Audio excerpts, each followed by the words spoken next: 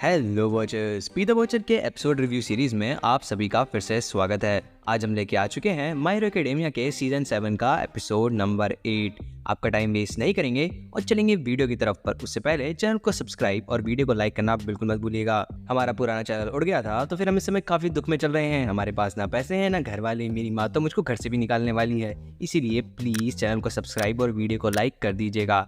Anyways चलते हैं video की तरफ। एपिसोड की शुरुआत में हमको दिखाए जाते हैं डॉक्टर गराकी, जो कि बंद होते हैं एक जेल के अंदर। उस जेल के अंदर से वो बोल रहे होते हैं, लगता है लड़ाई शुरू हो गई है। तभी वहाँ पे एक गुरिल्ला वाला आदमी आता है। वो कहता है ज्यादा बकवास मत कर बुड्ढे। वो बोलता है कि मुझे पता है लड़ाई शुरू हो गई है क्योंकि यहाँ पे पुलिस फोर्सेस कम हो गई हैं। एनीवेज जो सीड हमने बहुत पहले बोई थी वो फाइनली उगने ही वाली हैं। और इस समय वो डाबी की बात कर रहा होता है। फिर आता है इंट्रो। हमको दिखाया जाता है टोया, जो कि शोटो को अपनी बैक स्टोरी बताने वाला होता है। वो शोटो को सब कुछ बताना शुरू करता है। वो बताता है कि कैसे वो अपने डैड के लिए स्ट्रांग बनना चाहता था, बहुत स्ट्रांग बनना चाहता था। वो हमेशा शोटो के लेवल पे बनना चाहता था, तो इसीलिए वो अपने पापा को एक दिन एक पार्क में इनवाइट करता है जहाँ पे उसने वो ब्लू फ्लेम्स अनलॉक की होती हैं। वो दिखाना चाहता था अपने बाप को कि कैसे वो ब्लू फ्लेम्स यूज कर सकता है, यानी कि अपने डैड से भी ज्यादा स्ट्रॉन्गर फ्लेम्स। पर उसके डैड नहीं आते हैं। उस दिन वो शायद कहीं बिजी रहे होंगे। ये सोचते सोचते वो रोने लगता है और रोते रोते उसके पूरे शरीर पे आग लग जाती है। एक बच्चे की शरीर पे आग लग जाए, वो भी टोया जैसे बच्चे के, जिसकी बॉडी आइस के लिए बनी होती है, यानी कि वो बिल्कुल भी हीट रेजिस्टेंट नहीं होती है, तो उसकी फट जाती है। वो रोता है, चिल्लाता है, चिक घाड़े मारता है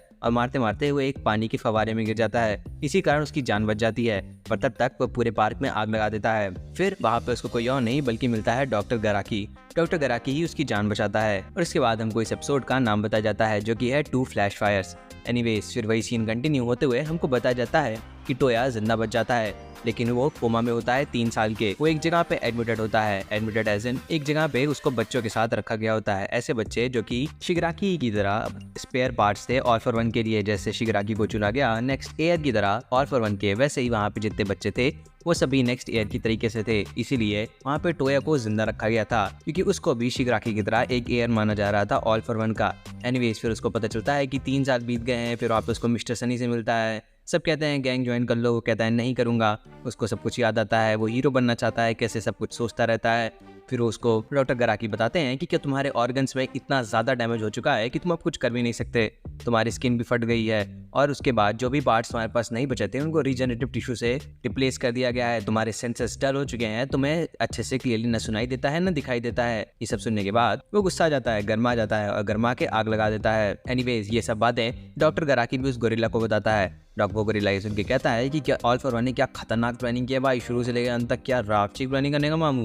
फिर हमको बताया जाता है कि वहां से जाने के बाद टोया बाहर निकल गया, बाहर रहने लगा, वो भी सबसे बिना लड़े। और फिर उसी के मरने के बाद डाबी का जन्म हुआ। जब डाबी वापस लौट के आया था तो गराकी सदमे में था कि वो वापस किस लिए आया है। उसको उस मूवमेंट में पता नहीं था कि वो चाहता क्या है, बट कुछ ही समय बाद उसको पता चल गया था कि अगर वो कुछ चाहता है तो फिर वो है सिर्फ और सिर्फ एंडेवर की बर्बादी। आगे हमको डाबी बताता है कि उसने होप किया था कि सब कुछ बदल जाएगा। वो दिल से चाहता था कि सब कुछ चेंज हो जाएगा और इसी कारण वो घर वापस भी आया था। पर घर जब वो वापस आता है उस समय एंडेवर डांट रहा होता है शोटो को, और ये देखने के बाद उसको पता चल जाता है कि फैमिली में कुछ भी चेंज नहीं हुआ है, बल्कि फैमिली उससे मूव ऑन कर गई है। इसके बाद वो बच्चा सीधा कैसे रह सकता, वो फिर से और सदमे में चला जाता है। वो उस कमरे में जाता है जहाँ पे उसकी फोटो रखी थी। वहाँ पे वो प्रार्थना करता है अपने ही मरे हुए के लिए, क्योंकि वो कहता है कि टोया मर गया है तो फिर अब डाबी जिंदा होगा। फिर क्या, फिर उसका केवल एक ही मकसद था, जितना एंडेवर फेमस होता, जितना एंडेवर आगे बढ़ता, वो बस एंडेवर को श्रेडेट्स में पीस करना चाहता था। वो एंडेवर की बर्बादी चाहता था, एंडेवर की नहीं शोटो की भी, क्योंकि शोटो वो सब कुछ था जो कि वो नहीं था, जो कि वो नहीं बन पाया था। और इसी कारण उसको वो सब कुछ मिलता है जो कि डाबी को नहीं मिला था, यानी कि एंडेवर की अटेंशन। वो कहता है कि मैं आज तुमको मार दूंगा और यही मेरे बर्थ का प्रूफ होगा, तुमको मतलब कि शोटो को। फिर हमको बताया जाता है फ्लैश फायर फिस्ट के बारे में, जो कि एंडेवर का अल्टीमेट मूव है, जो कि उसने अटेन किया था ऑल माइट को पीछे करने के लिए। ऐसा होता है कि फ्लैश फायर फिस्ट बहुत सिंपल काम करती है। आप फायर को लें और अपने हाथ में कंप्रेस करें, जितना छोटा कंप्रेस कर सकते हैं, और फिर उसके बाद उससे अटैक करें।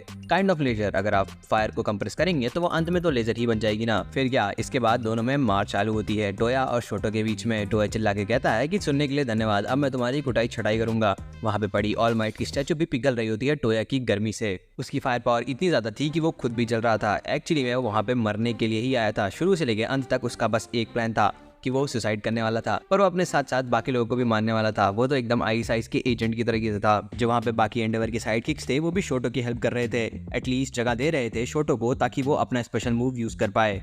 पर इससे पहले वो कुछ कर पाए वहाँ पे डाबी आ जाता है और वो छटाई चालू कर देता है शोटो की, मुक्के पे मुक्के और लातों पे लाते बरसा के उसको दीवार में धसा देता है। वो कहता है कि तुम्हारे पास इतना सारा टैलेंट है, तुम इतने कमाल के हो, तुम्हारे पास वो परफेक्ट बॉडी है, पर फिर भी तुम कुछ नहीं कर पाए, तुम तो एक नंबर के नल्ले हो। जिसको शोटो एक्सेप्ट करता है और कहता है कि हाँ, मैं मूर्ख था, बेवकूफ था, फूल था, जो पहले बहुत बड़ा डिटो ले लिया था। मैं पहले अपनी आग को यूज करने के लिए तैयार था ही नहीं, पर ऑब्वियसली किसी और ने नहीं बल्कि डेको ने उसको रियलाइज कराया कि कैसे वो फ्लेम उसके पापा की नहीं बल्कि उसकी है। तभी टोया यूज करता है कि वो न्यूट्रलाइज कर रहा है उसकी हीट को। फिर हमको एक फ्लैशबैक सीन दिखाया जाता है शोटो और एंडेवर के बीच में। वो दोनों बात कर रहे होते हैं कि कैसे डाबी से लड़ने के लिए शोटो को जाना चाहिए, क्योंकि ऑल फॉर वन से अगर कोई लड़ सकता है तो वो सिर्फ एंडेवर है और ये ड्यूटी बनती है उनके परिवार में से किसी एक की कि वो डाबी को संभाले। तो वो ये ड्यूटी शोटो अपने कंधे पे लेना चाहता था। बात तो सही है, लेजिट बात है, क्योंकि शोटो वो बच्चा है जो कि डाबी बनना चाहता था, तो ऑब्वियसली शोटो को ही डाबी को हराना चाहिए। उसको ये शो तो करना होगा कि कम से कम एंडेवर के मोटिव ना अच्छे होते हुए एंडेवर का प्लान तो अच्छा था, बच्चे ऐसा पैदा करो कि वो जिता दे।